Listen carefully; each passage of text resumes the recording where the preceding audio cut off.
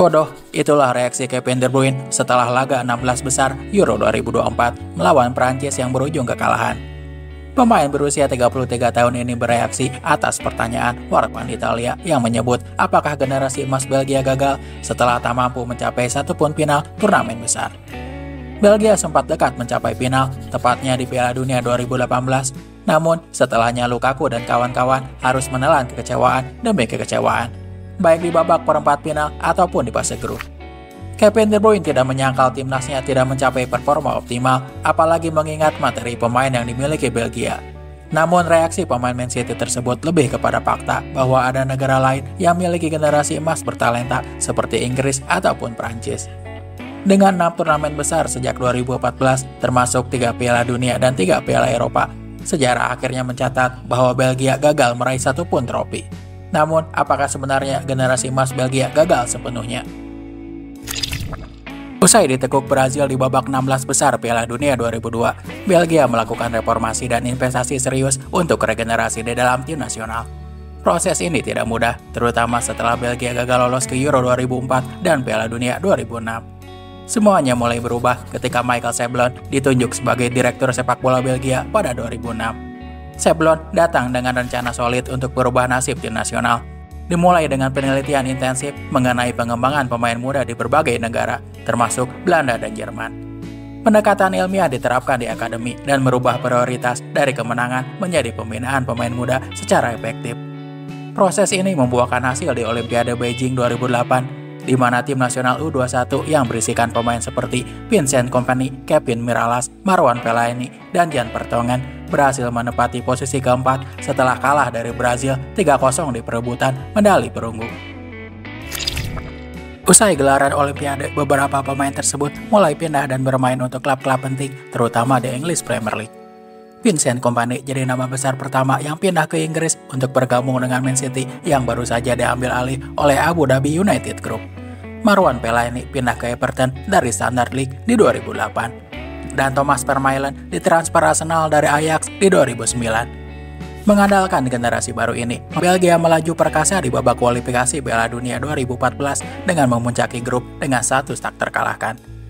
Diperkuat kiper Thibaut Courtois, lini belakang yang dijaga Vincent Kompany dan Jan Vertonghen, serta lini tengah yang diperkuat Moussa Dembele dan Kevin De Bruyne, hingga Eden Hazard dan Romelu Lukaku yang mengisi lini depan.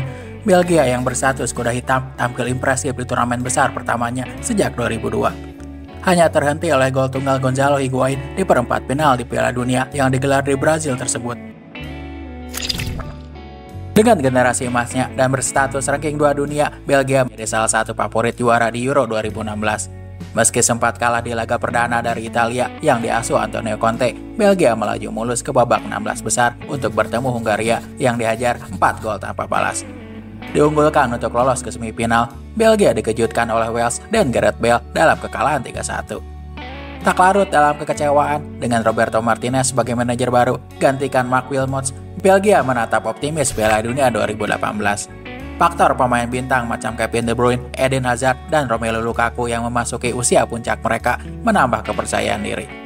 Di Rusia, Belgia melaju mulus di fase grup menyingkirkan Jepang lewat comeback dramatis, serta berhasil kalahkan Brazil, unggulan lainnya dengan skor tipis 2-1. Berhadapan dengan Prancis yang memiliki generasi emasnya sendiri, Belgia harus kembali kecewa dan tersingkir di babak semifinal dan harus puas dengan medali perunggu pertama mereka dalam sejarah di Piala Dunia. Di Euro 2020 yang digelar di masa pandemi, Belgia mengalami jalan cerita yang sama di 2 turnamen sebelumnya. Perkasa di fase grup, namun harus rela tersingkir di fase gugur. Belgia meraih 3 kemenangan dan berhasil singkirkan juara bertahan Portugal di babak 16 besar dengan skor tipis 1-0. Di perempat final, Belgia terpaksa mengakui keunggulan tim asuhan Roberto Mancini dengan skor 2-1. Di Qatar, Belgia mengawali kampanye Piala Dunia mereka dengan bersusah payah mengalahkan Kanada. Dilanjutkan dengan kekalahan mengejutkan dari Maroko dengan skor 2-0. Hasil imbang 0-0 di pertandingan terakhir fase grup melawan Kroasia memastikan Belgia pulang lebih cepat dari Piala Dunia. Terakhir, di Euro 2024, perjalanan Belgia terhenti di babak 16 besar usai dikalahkan Prancis lewat gol bunuh diri. Hasil yang menunjukkan tren menurun dari generasi emas Belgia. Track record inilah yang membuat Belgia dianggap sebagai generasi emas yang gagal, seperti tim nasional Inggris. Namun, jika diteliti lebih dalam, generasi emas Belgia sebenarnya tidaklah bagus-bagus amat. Memang, nama-nama seperti Hazard, De Bruyne, dan Lukaku di puncak karirnya dapat masuk ke semua starting line-up tim manapun di dunia. Namun, jarang sekali performa dan kebugaran pemain bintang Belgia terjadi di saat bersamaan. Ambil contoh saat dipermalukan Wales di Euro 2016. Eden Hazard mengalami musim yang sulit di Chelsea dengan hanya cetak 6 gol sepanjang musim. Kevin De Bruyne baru akan dilatih Pep Guardiola usai gelaran Euro, sedangkan Romelu Lukaku masih bermain di Everton. Kedalaman skuad Belgia juga tidak terlalu bagus, terutama di posisi bek sayap. Jordan Lukaku di posisi bek kiri tidak terlalu bagus, hingga memaksa Jan Vertonghen bermain di posisi tersebut. Di bek kanan, pemain sayap Nacer Chadli terpaksa bermain di sana, seperti saat melawan Perancis di semifinal Piala Dunia. Belgia juga dipenuhi pemain-pemain yang gagal berkembang seperti yang diharapkan, terutama di sektor penyerang. Nama-nama familiar seperti Christian Benteke, Divock Origi tidak mampu tampil konsisten di depan gawang baik di level klub maupun di level internasional. Hal ini membuat siapapun pelatih Belgia akan selalu memasang Romelu Lukaku sebagai pemain inti di lini depan. Meski mantan pemain Inter ini selalu gagal di momen-momen besar bagi tim nasional Belgia. Adnan Januzaj yang meledak di usia muda bersama Man United, karirnya stagnan dan berpindah-pindah klub terutama di Spanyol. Terakhir, Januzaj dipinjamkan Sevilla ke klub Turki Istanbul Başakşehir. Jadi, meski skuad Belgia diisi oleh nama-nama yang akrab di telinga, bukan berarti pemain-pemain tersebut semuanya adalah pemain hebat yang bisa membawa kejayaan berupa trofi.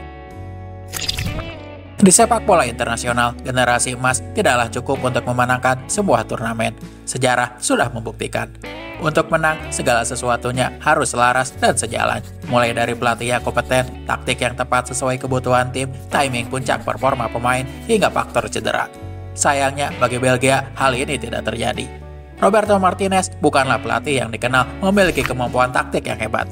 Timing puncak performa pemain yang berbeda-beda, serta cedera pemain di momen penting. Seperti saat berhadapan dengan Italia di Euro 2020, Belgia harus kehilangan Eden Hazard akibat cedera dan Kevin De Bruyne dipaksakan bermain meski tak 100% fit.